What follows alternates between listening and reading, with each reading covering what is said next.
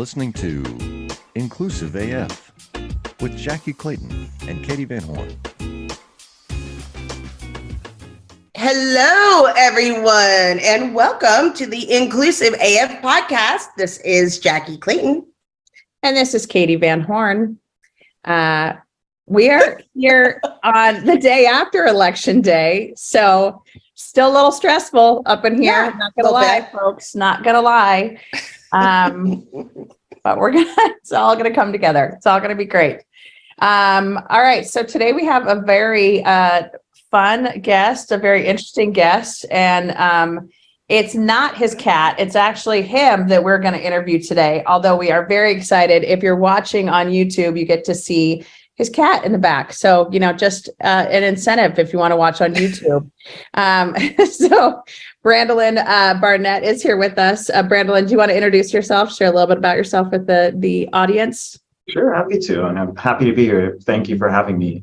I'm Brandolon. I'm based in DC and I wear a few different hats, but largely I've spent a career in social impact and technology, really trying to bridge that gap and build technologies and initiatives and services that, to my mind, move resources to people who need them. So that's taken a few different forms. I was one of the first product managers on a product built within Salesforce. So I helped to design, it was called Salesforce Philanthropy Cloud. We work with hundreds of different companies around the country and around the world to do their employee engagement, their giving and volunteering. I also spent time during COVID leading Salesforce's work.com well-being solution that was used by half the states and hundreds of different companies to ensure that people were doing well during COVID. And then I worked on Salesforce's net zero or sustainability cloud, and went from there to be chief product officer for Y Combinator-backed company building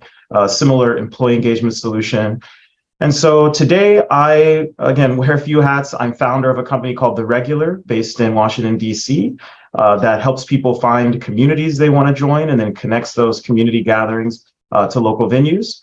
I'm also chief product officer for a company called Humanitas.ai that's using alternative data to help make more inclusive decisions around things like financial decisions, hiring, as well as cause marketing, working with large enterprises and organizations like Mr. Beast. And finally, I'm an elected official here in DC. I'm on the board of a local organization called the Catalog for Philanthropy and a couple of others. And I just try to stay busy, but that goal is always to move resources to people who need them. And then finally, I think the reason I'm here is I told my story in a memoir published last year called Dreams Deferred, Recession, Struggle, and the Quest for a Better World that talks a lot about all the different experiences I've kind of had, and what that has been like to kind of go through life with very few resources, single mom, grew up in Dallas, very poor, to try to do work that makes a difference, but not be completely poor and broke, and kind of the struggles that I had there. So I'm excited to be here today and to talk with you both. We might owe you a copay at the end of this today. I have so many questions. Yeah, I don't even know what direction I want to go in. I want to go into AI direction first, just because that is one that I think is so fascinating. But yeah, I think we could go in a lot of different directions. So, okay, first let's start with your book, though. No. So, why did you write the book? What was your impetus? What was the thing that made you sit down, take the time, and actually, share your story? Yeah, I wrote Dreams Deferred for two reasons. The first was that, I start the book telling my story of my rock bottom, walking through the streets of San Francisco. I'd gone to grad school. I'd, done good work. But at that point, this is around 2010, I could not find anyone to give me a job.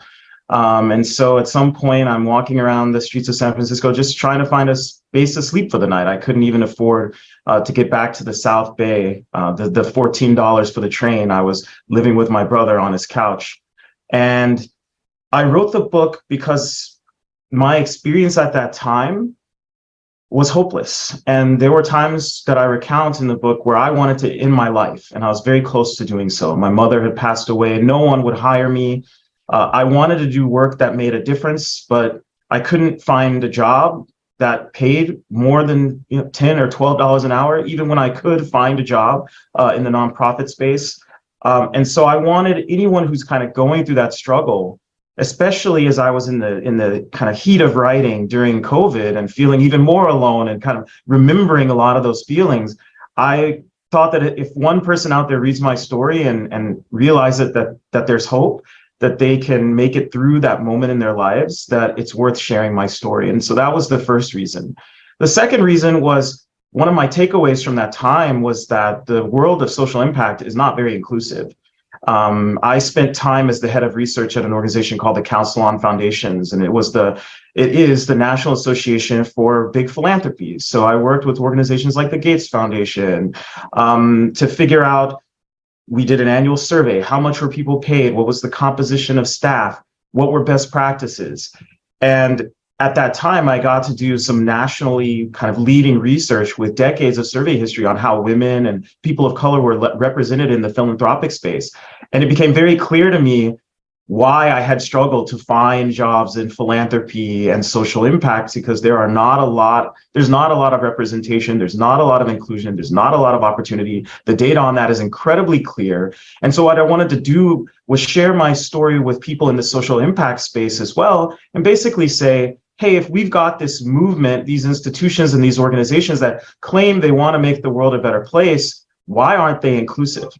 Because how can we build something better when we don't do it together in a way that takes in feedback from all different people, from all different walks of life and backgrounds? What world are we building when it's not inclusive? And so that I wanted to kind of challenge the social impact space to think about inclusion in a way that I think too often doesn't happen.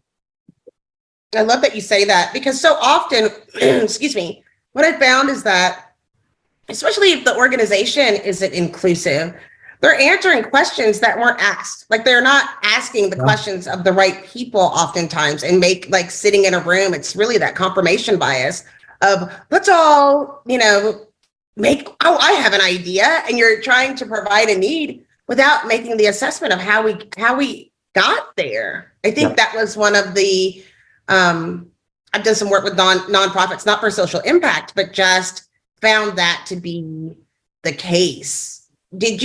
What were some of the answers that you found out as to why, or did you find anything that you felt made a little sense as you were looking for the answers to those questions?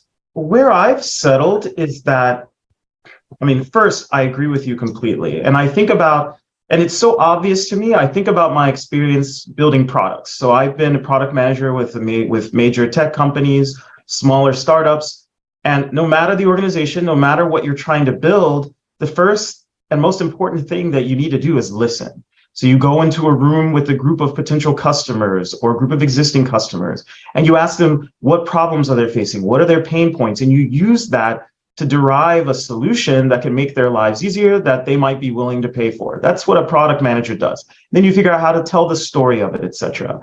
I think that so often that doesn't happen in the social impact space, that doesn't happen in philanthropy, and it doesn't even happen with a lot of governmental and multilateral institutions who just go in and kind of decide what the priorities are before having that conversation. And when I think about a solution, there are a lot of things that need to happen. The first is that there aren't even enough people, is just inclusion in and of itself. So philanthropy and social impact talk to themselves a lot. Yeah, you have a conference and a lot of folks will go and they work in big foundations or small foundations. They're talking to each other, and that's great. But then you go into the community. So here in DC, for example, I was for a time a mentor at Thurgood Marshall Academy, which is in DC's Ward 8 in Anacostia, predominantly African-American part of town. Kids a lot like me and how I grew up. I know for a fact that mentor program at that high school is being funded by foundations here in the DC area. Why is it then that when I talk to the student I was mentoring or other students, their friends or their parents, they don't even know what those foundations are or that they exist. Yeah. But that line of communication between the people being served and the people providing funding is not strong. And I think it needs to be stronger. And once that, so I think that's one of the pieces that I always say needs to change. Once that change occurs, I then think that you can begin to inspire people to want to work for the kinds of organizations that change their lives.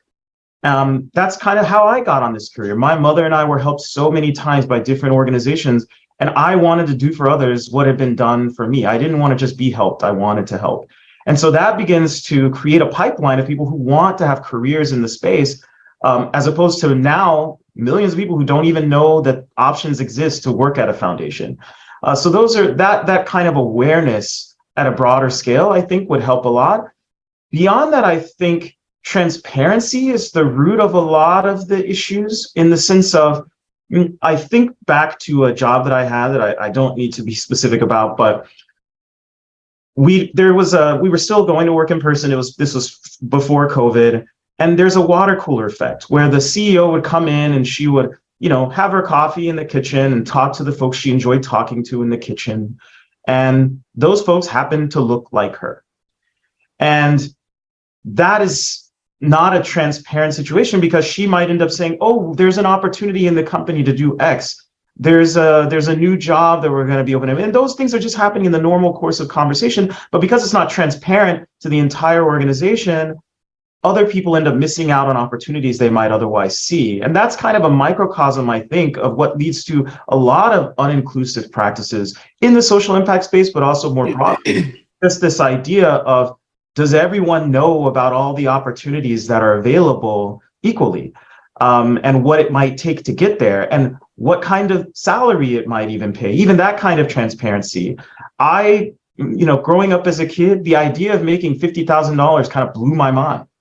Like, that was far and away more than anybody in my family could imagine making. And then I started learning about careers in tech and other things just through contacts with other people.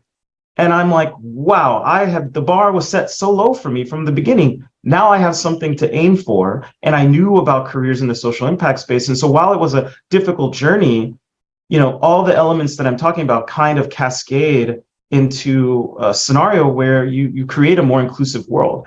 But anyway, that might be a little rambly, but hopefully just a little context into how I think about these issues, at least, but not to pretend that they're easy issues to solve. No, but I think it's so important.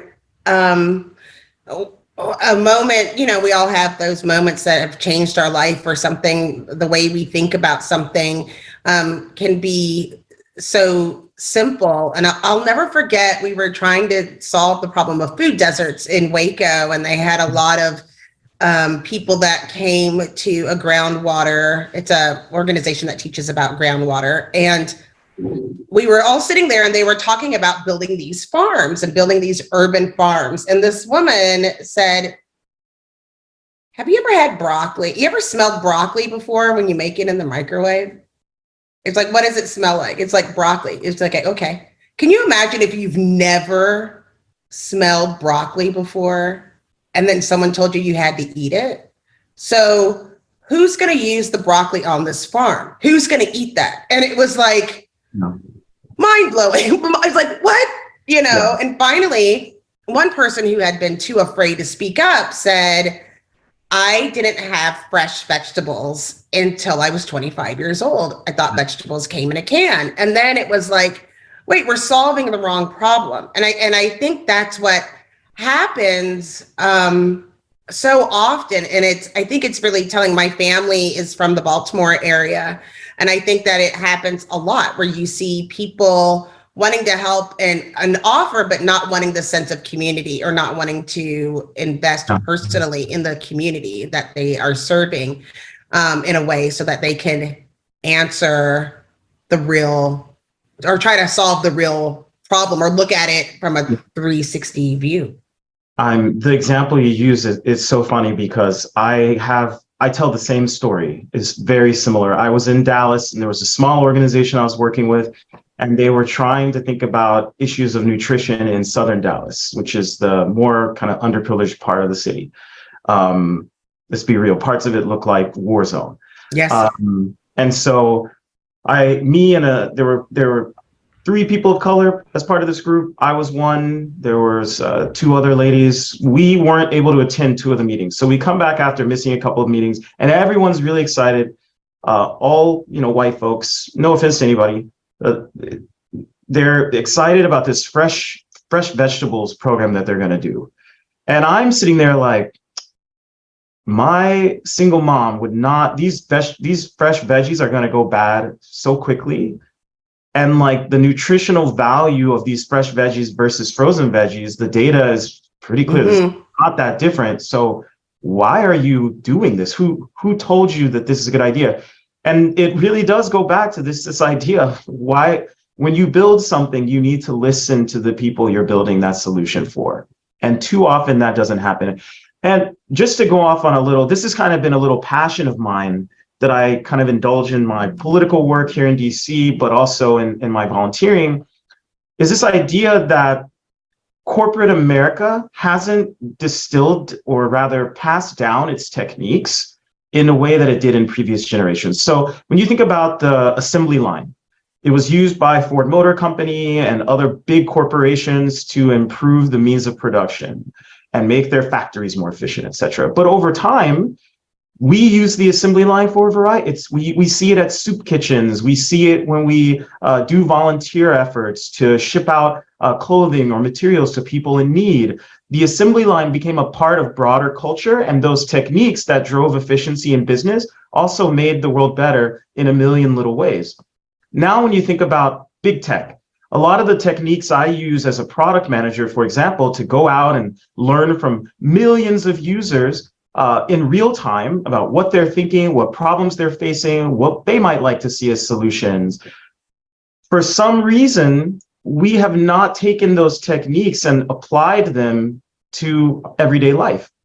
And even if you think about our democracy, it's the day after election day, the whole idea that like you have local elected officials with maybe 100,000 constituents or even 1 million constituents, and they can only learn what those constituents think one day every 4 years or every 2 years or whatever their term may be. That's absurd when I'm sitting here looking at platforms at Salesforce or Facebook or Meta or whatever other company, and they're getting real-time feedback from people and communities on a daily basis to drive solutions that they're building that, yes, in many cases, especially if you think about certain organizations in the social media landscape, are making the world worse, but they're building for a purpose. They know what those solutions are going to be used for, and they're gathering real-time feedback. And we need to start utilizing those same tools and techniques in every part of our life so that we can learn from and listen to each other. So that's been kind of just a thing on my mind for a long time that I've thought about, how can I make this better? But it is just so true. It happens far too often that there's just not good listening. I think that that's something that like pretty much every guest that we have had on, that's one of the major themes is, who is listening, what are they, and across the board.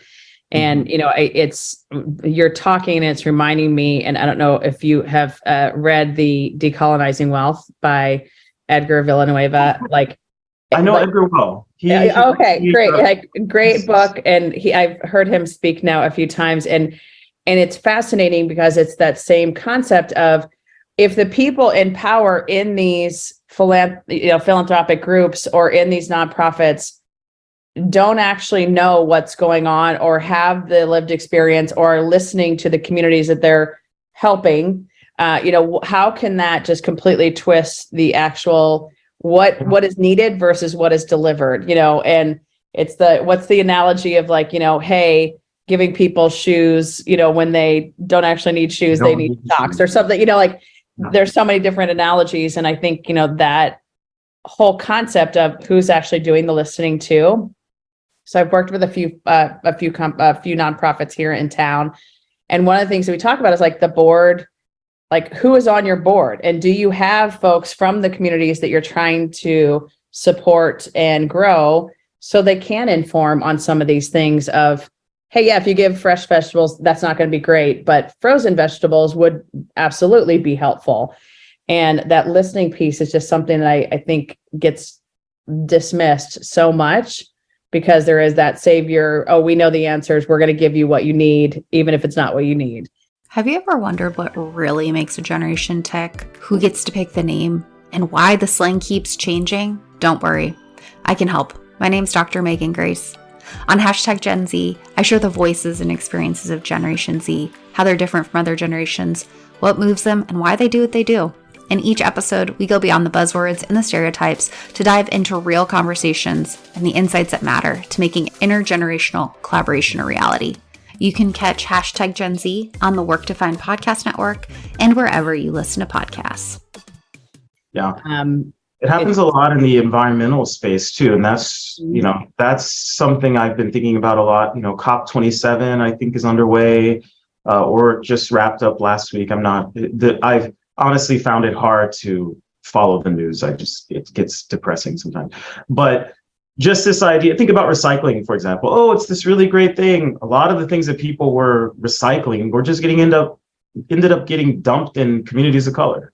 So, what were you really doing? But anyway, I do think it's a core problem. And I don't know, the world is so polarized, maybe we don't want to listen to each other. Who knows? But I'm feeling perhaps more cynical today than some other. I think we're all kind of feeling that. Yeah, it's a rough day. Can we switch over to AI? Because I want to hear some of your thoughts on. So I Coded Bias, the movie Coded Bias, that Joy, and I can never say her last name correctly, so I don't want to butcher it. So what are your thoughts on kind of the use of AI in technology and kind of in these spaces that we're trying to improve, and how that impacts marginalized and underserved groups? Would love your thoughts. Yeah. I take a lot of my cues there from the founder of Humanitas. If anyone's interested, it's humanitas.ai.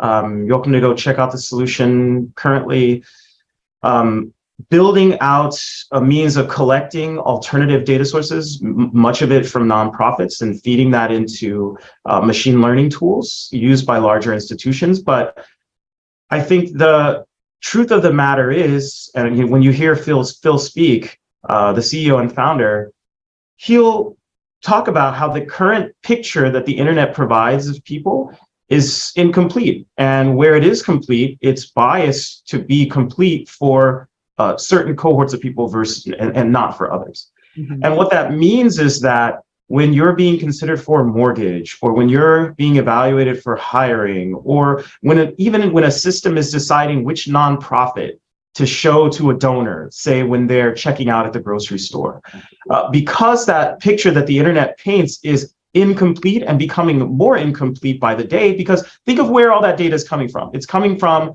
e-commerce tools. Well, you have to have the money to go use those tools.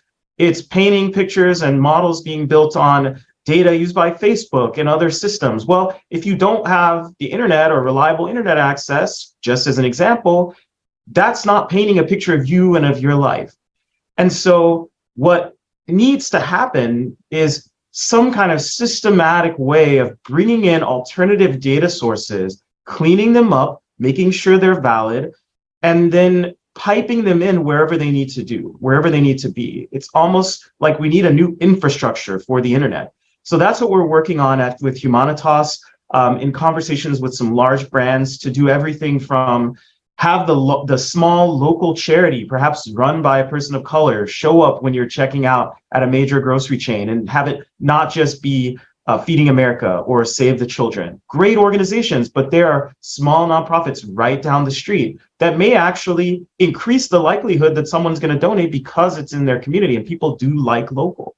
Or if we can use nonprofit data to say, actually, there's the services that are being provided in this community make it more likely that someone's going to be able to pay a loan back, and then passing that information to a big bank so that they can update their model, paint a more clear picture, and not deny people of color who can pay back that mortgage or who can pay back that loan that might help them jumpstart their dreams and their business.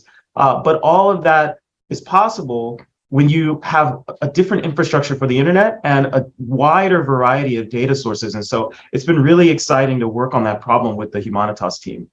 I love that you're doing that. It's kind of the challenge. I always say, I won't tell you my exact age, but I'm a Gen Xer.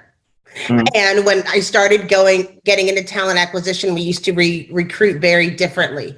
We were looking for people where the job that we had was their next opportunity.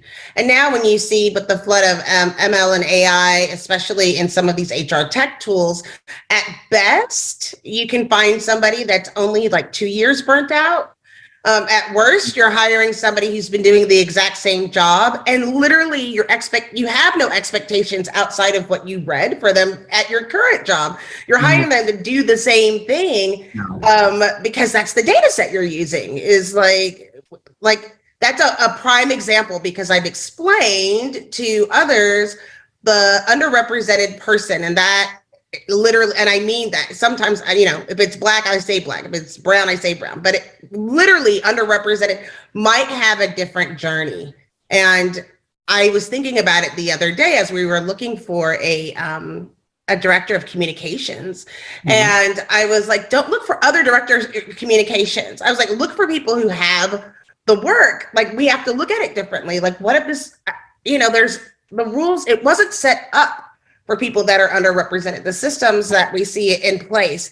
And then you have to have that understanding of what those situations look like. I mean, I just, again, like I said, I'm in a mood today because of what's going on. But I also feel like we have, like, language, we always say, is the operating system of inclusion.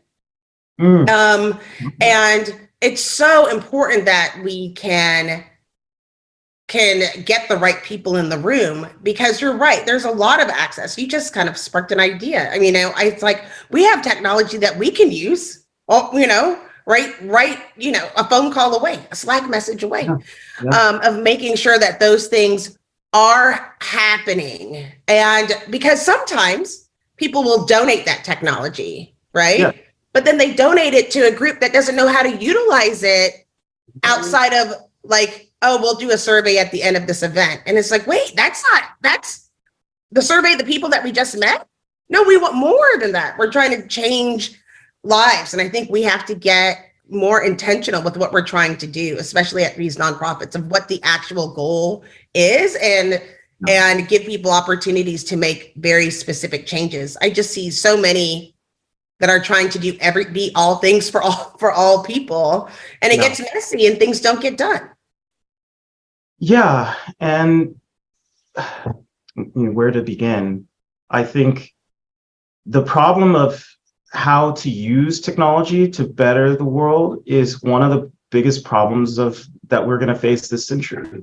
There were a lot of companies between 2000 and today that said they were doing that. You've got Google, you've got now Meta or Facebook, you've got Twitter, which was the town square. But the fact of the matter is that a lot of people, a lot of organizations just don't know how to effectively use technology in positive ways. And we're not exactly teaching people. I remember when I got to college, I took a communications class, and part of what we learned, I was probably a sophomore in college. I went to the University of Pittsburgh, and they were telling us that, oh, you've got to be careful about what you read, or, where you hear a recommendation of a book, because of mergers and acquisitions, you might be watching ABC and they're talking about a book. Well, they also own the publishing company. And that's just the kind of thing that we should really be teaching people when they're like 5 years old.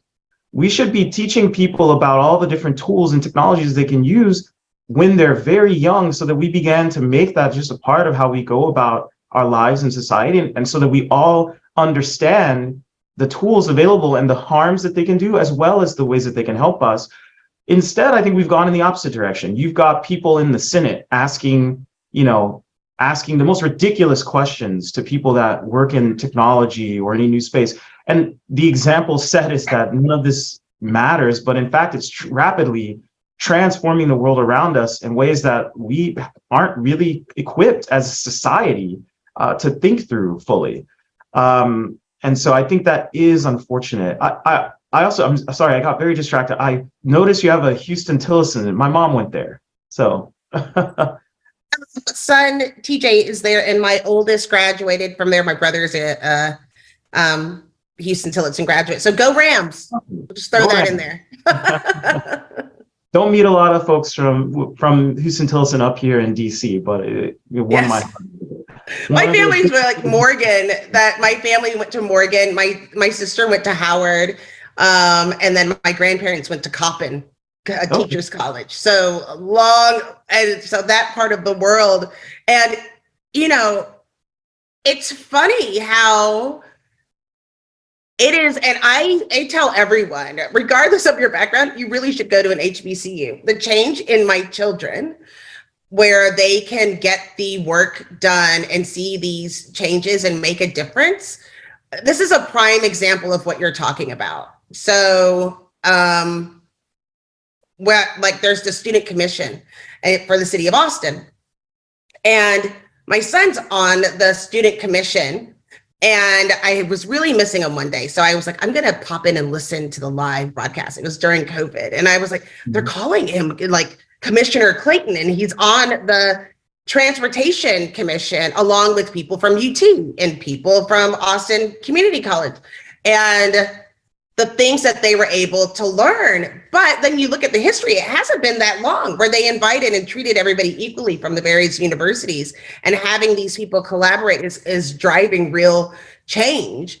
And the fact, because I was like, you ain't no commissioner. He's like, no, really, I am. I have an email address to the city. Like, I'm a part of this. No. And it's been life-changing for him, but also for the city, of getting the right voices in there, of trying to make change. And I just wish everybody had that, you know, had that in mind. Sorry, we're going off on a tangent, but I just think I feel like it's so relevant. And I think we're going to see an increase as we're starting to educate ourselves about what's really happening. I think we'll see an increase in enrollees at HBCUs. I think we're starting to see the change on television of that representation, because a lot of the times we aren't like, we want to be able to solve all these issues and we need more hands in some of these scenarios, and you're realizing you're working on these causes, but the benefit isn't necessarily for me or for a larger group or within that community. So I must ask, since your mom was an alum, how did you end up in Pittsburgh? That is far from Texas. So I started applying to schools, and I always had this fascination with the East Coast, and I love winter. I hadn't experienced it a lot, but I love snow. I still do.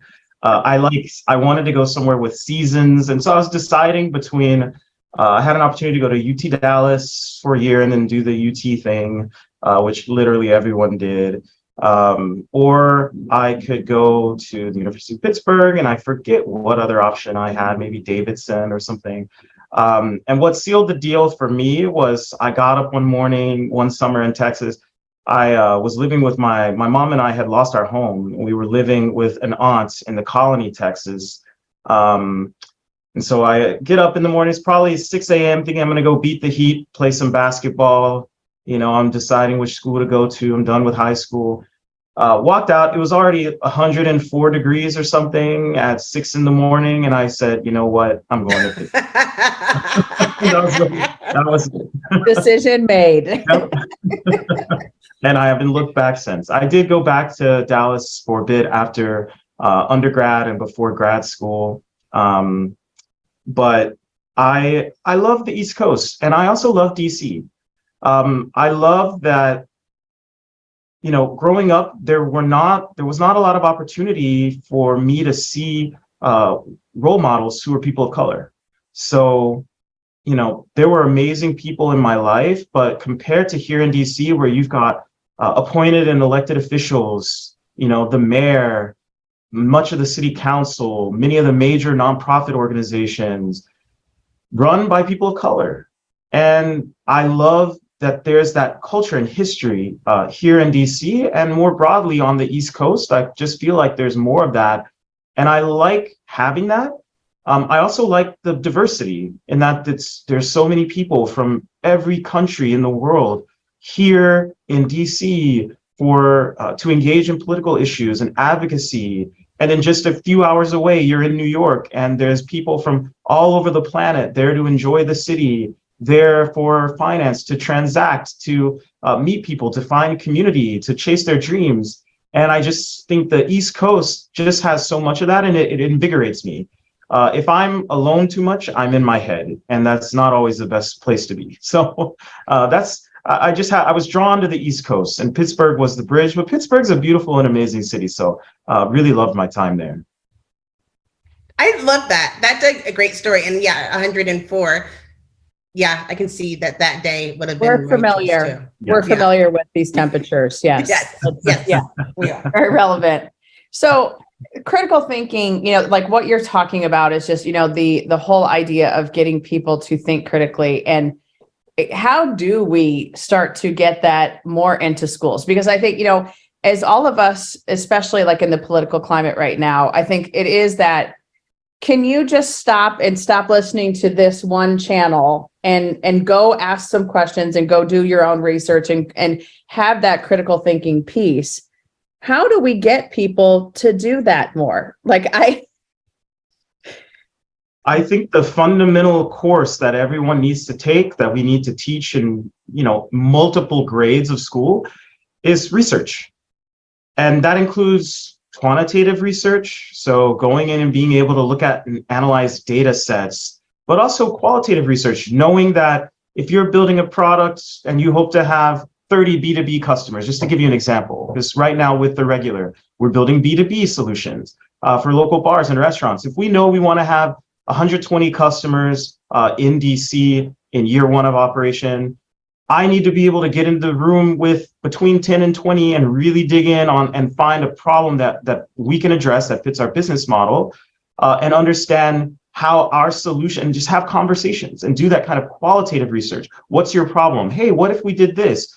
How much would you pay for that? Or what would you think about that? And just having those kinds of honest conversations, and then being able to synthesize both that qualitative research and whatever quantitative research you can do and draw from, as well as whatever meta study you can do, whatever research you're able to do outside of that, or take advantage of work that others have done to learn. We need to be teaching those kinds of truly standard now in the modern business landscape, research techniques to every person in this country. And the fact that we're not is really terrifying, because to be quite honest, there are so many decisions that need to be made, and there's so much data that we all have to sort through that we don't even know how to sort through. I mean, it's actually completely unfair in the current landscape to expect people to genuinely and authentically engage and participate when we haven't given them the tools to do so effectively, to analyze data, to do research. That shouldn't be, I think I was reading that one of the fastest growing jobs is data scientists. And it shouldn't just be people with the title of data scientists who are able to do that. That kind of skill set is kind of essential just for functioning in modern society, and we haven't caught up. Just to order a freaking pizza, from your hotel room, wherever you visit. That's, I hear what you're saying. I think the thing that I'm most frustrated is that we don't teach applied math or applied science. And so people don't know what that looks like out there. I remember my oldest was a math major, and I felt really guilty. We were going to Six Flags, and I felt really bad because it was like a misty day, and it was before school was let out, and there was 100 people there, and there should have been thousands. And I was like, oh, I feel so bad. They're not going to make any money. And then Clay said, actually, they've already figured it out, Mom. You do not have to feel bad. They have already worked in this rainy day into the format after they learned it. I was like, what else do you know? And we were talking about how to calculate the wind and all of these different things. And they love math, and they were so excited. But it started with showing them all the things that are math that you don't know what is math. And it's the same thing, I think, with data. Like telling somebody, oh, you should study research may be boring, but it's like your favorite band's in town and there's a coupon. What do? Like, you only have $100. If you can get a coupon, you can get 2 tickets or you can buy 1 ticket. Like, what do you do online to do that? Because there's so many resources, but also allow people to say, when you don't find it, you can create it. There's more world as big and vast as the internet and interwebs are. Maybe it's not there yet. Maybe it's you that have to come up with the solution. Maybe it's not Googleable. Hey, we're the Payroll Baddies, and our mission is to make payroll fun and relatable. And call out industry when they hear it. You got to call it out. You got to call it like you see it.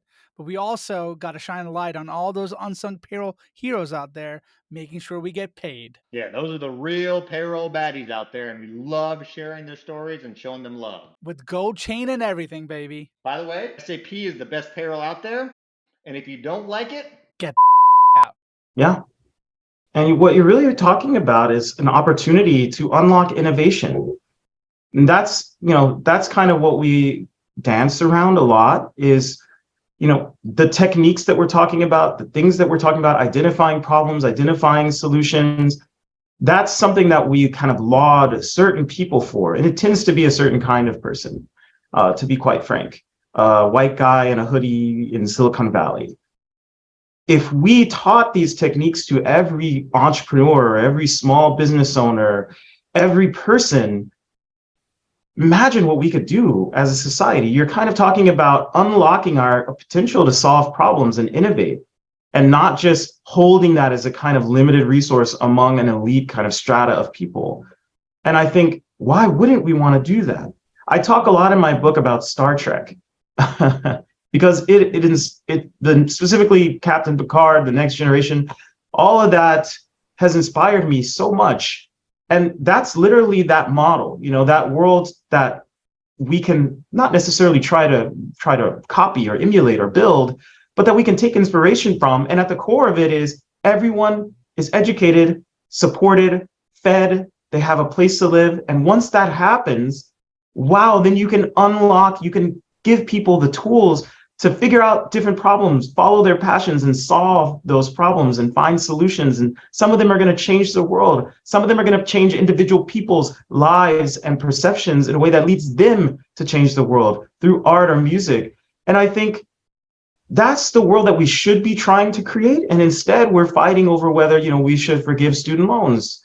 And it's like, we need to decide we're at a very crucial point, I think, as a society where we have to decide what are we trying to do?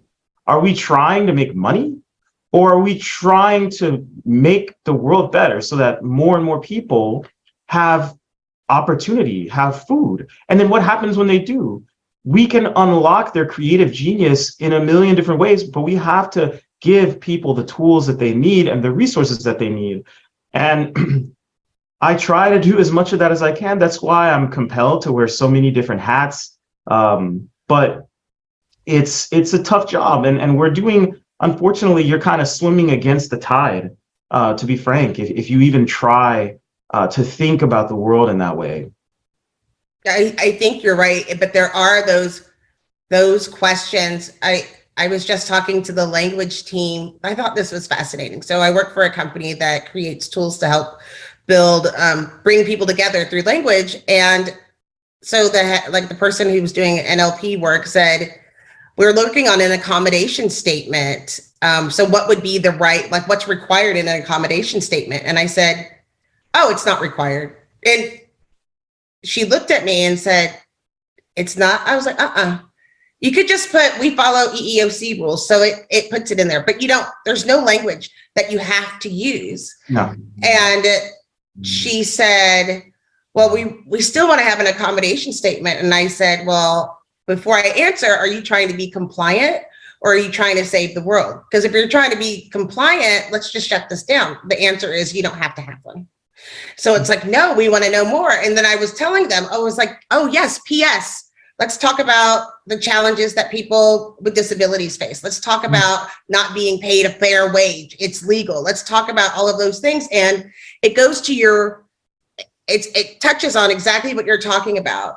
Like, number one, that is a Googleable answer. Number two, you haven't surrounded yourself with the people to get some of these answers where we have to look at it. Do you want to make money, or are we trying to make the world better? And I think in some situations, they've been so used to helping people make money through this wizardry of technology that they forget that people have been giving me the questions to ask instead of me using my critical thinking. And I think it's a nice combination of people, again, of bringing those people together. Because I mean, for me, coding would be my own personal hell. Like I look at it, I start having a panic. I'm like, what's happening? There's dots, there's dashes. I really can't do it. Well, and I think it's also just adding to that layer.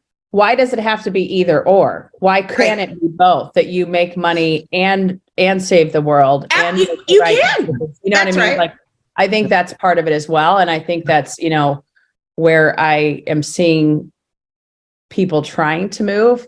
It is a heavy, heavy lift. Why do teachers have to take a vow of poverty? Right. Yeah.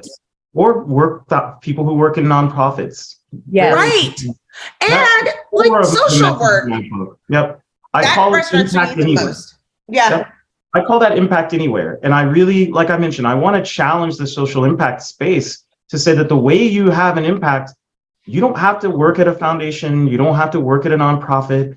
You can have an impact anywhere in any job that you're doing. Let's say you're at a large company. There are people who need a voice within that organization so that they can achieve the kind of transparency that leads to inclusion and leads to opportunity for all. A lot of companies have started up groups that are called typically employee resource groups or business resource groups. You can volunteer in your role to help lead one of those internal organizations, and you can help to transform your workplace culture in a way that helps other people to live more full lives, to have their well-being respected, to find new opportunities. That impact is tremendous. And you don't have to be at a nonprofit or foundation to do that. And I think that's the core message of Dreams Deferred, and something I learned trying so hard. I spent a decade trying to get work in a nonprofit. That was my dream. Doing NGO work, something along those lines that helped us to move closer to a better world and help the world to be a better place. And all the while, I watched my mom die. I had no health insurance. I couldn't help her. I'm taking her around to doctor. I could do nothing for her. I had no money. And I, ended up almost homeless on the streets of San Francisco. So many times I had to get people to help me to go to college or to go to grad school. And I went to grad school in London because I got into my dream school, University of London. I got there and I had no money. I had to borrow from friends to live in a hostel for 3 months. And then I found a room in a house with 6 other people at the top of a bunk bed. And I was doing all that to get an education and make my life better. But it didn't, the social impact work I had done before that and did after couldn't even pay the student loans that I got to, pursue those opportunities. And it's like, it's not, I just keep coming back to what's the point of all of this, right? What's the point of the society that we're building? Is it really just to make some people some money? Because if it's not, then we need to think about higher purpose, and we need to not restrict that higher purpose to certain careers and certain people. It needs to be something that can happen anywhere. And so I call that impact anywhere. I'm trying to start a series around it of conversations I have with people who are trying to have an impact in tech, in art, in finance, and just thinking about the impact of their actions and the work that they can do and that they are doing on the world around them. That needs to be a mindset that we all adopt. 1,000,000%. And I think, you mentioned ERGs, BRGs, and I think one of the pieces that I am very passionate about, I know Jackye is as well, is it doesn't have to be a volunteer position either.